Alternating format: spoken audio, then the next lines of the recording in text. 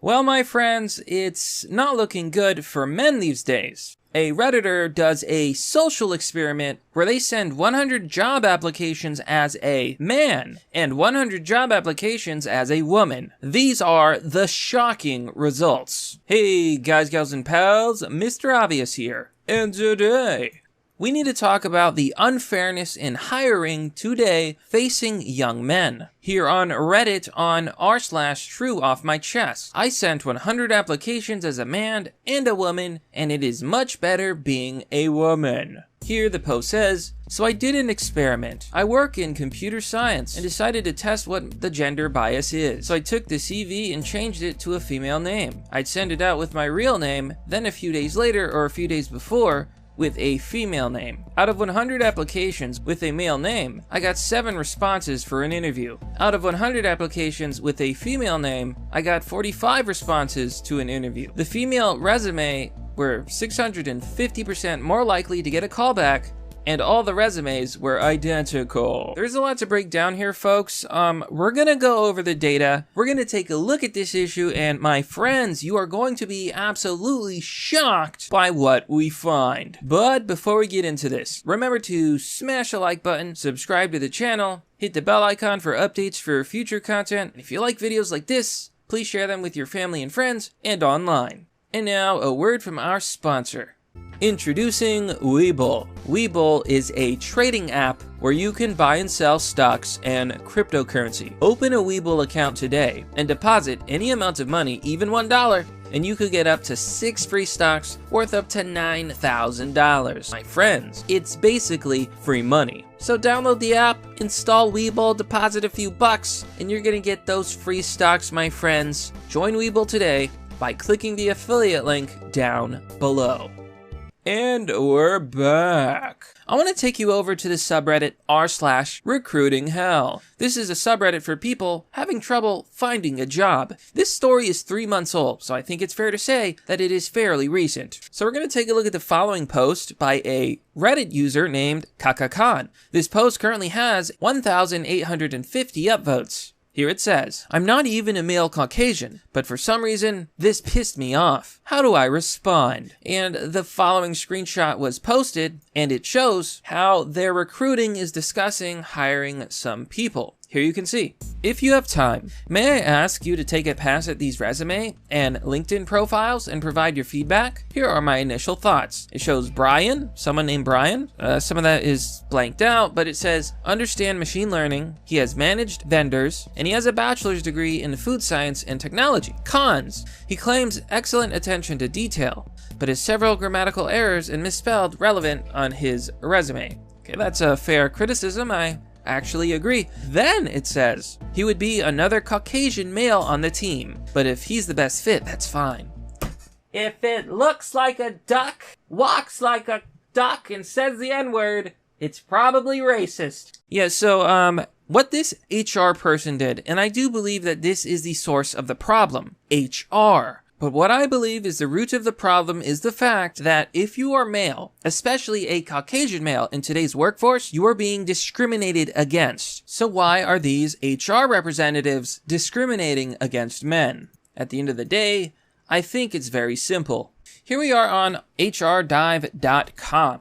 Here it says, HR is overwhelmingly white and female, data indicates. Here the story says, 71% of HR professionals are female. According to a Namely HR Careers report, the HR platform for mid-sized companies said its 2018 Workplace Diversity Report revealed women represented 67% of the HR force, with 65% of HR professionals identifying as white. Okay, so the majority of people who work in HR are in fact female. Why is this a problem? Well, according to the latest studies, research found that while both women and men have more favorable views towards women, women's in-group bias were 4.5 times stronger than those of men, and only women, not men, showed cognitive balance among in-group bias, identity, and self-esteem, revealing that men lack a mechanism that bolsters automatic preference for their own gender. Okay, let's break down that statement, folks.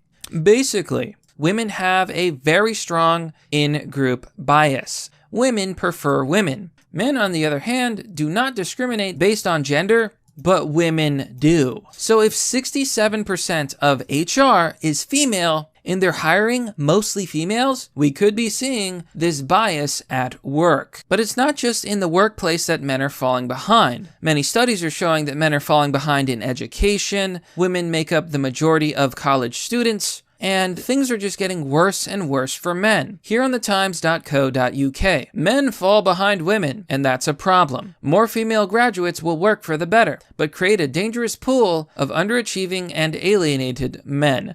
Here the story says, at the root of many social pathologies that afflict modern American life may be the striking divergence in male and female educational attainment. They say that at the end of the 2021 academic year, according to data compiled by the Wall Street Journal, women made up 59.5% of college students, and men only 40.5%. So what do I believe is happening here? Well, ultimately, it's very simple. In recent years, it has become very popular the idea that in order for women to be equal, you have to take away opportunities from men and give them to women. True equality would be 50% of the students are male, 50% of the students are female. That is equality. Now, this article goes on to say that the most startling statistic may be that white men are just disappearing from college entirely. You have a famous story here about an Indian man who wasn't able to get into medical school. His scores weren't high enough. He changed his name to a black name, and all of a sudden he got accepted into every single school. When it comes to college admissions, how much of a role should race play? For the first time in Harvard University's history, the majority of students accepted into the incoming freshman class identify as non-white, 50.8% to be precise. An Indian American, he realized the only way that he would be accepted at med school would be to pass as black. The true story of how I got into medical school by pretending to be black. Here on The Hill, more than a third of white students lie about their race on college applications, survey finds. A survey from Intelligent found that 34% of white students who applied to colleges and university falsely claimed they were a racial minority on their application. The publication found that 81% of students who faked minority status did so to improve their chances of getting accepted. All right, what is all this data telling us? Well, it's simple. It's diversity. It's affirmative action. It's this woke idea that in order to elevate some groups, you must push down other groups. So now you have students lying, saying, well, I'm a minority actually, so please let me into college. It is discrimination. 100%. I want to show you one last thing. You may have heard of the story of the Sky King. The Sky King was a Seattle airport worker who one day hijacked an empty plane and flew into the sky. He later ended his own life. I got a lot of people that care about me. It's going to disappoint them to hear that I did this. I would like to apologize to each and every one of them. Just a broken guy, got a few screws loose, I guess. Never really knew it until now. Hey, you think if I land this successfully, Alaska will give me a job as a pilot? I think they would give you a job doing anything if you could pull this off. Yeah, right. Nah, I'm a white guy, Dick. Nah, I'm a white guy, Dick. Nah, I'm a white guy, Dick. We're headed to a very dangerous point in society. Every other day, we have more young men who don't have jobs, who don't have futures, and who don't have hope, creating an entire generation of young men with nothing to lose. And nothing. Like, they have no jobs, they have no future, they have no educations, they can't get financial aid, they can't get hired. You're creating a generation of men with nothing to lose. Is it any wonder that we're seeing more tragedies in the world, more people going crazy, more people committing atrocities? No, none of it is surprising. But what is the response by the woke left and the groups that push this affirmative action, feminism, diversity nonsense? We need more. There should be only 10% of white people working. Who cares if they're 50 or 60% of the population? Do you see the problem? My friends, men are in trouble. This is not going to end well. So maybe we should actually try to have real equality. No more affirmative action. No more special treatment. We need equality, equal opportunity, and meritocracy. Hire the person best for the job. Give the person the scholarship who is the smartest. But companies are going in the opposite direction. Society is condemning men to failure. But that, my friends, is merely the obvious. Well, that's all for now, folks. What do you think about this story? Let me know by commenting down below in the comment section. As always, support the channel by joining me on Patreon or Subscribestar, as this channel is currently supported by viewers like you. Anyways, thanks for watching, folks. Hope you enjoy your day, and I'll see you all next time.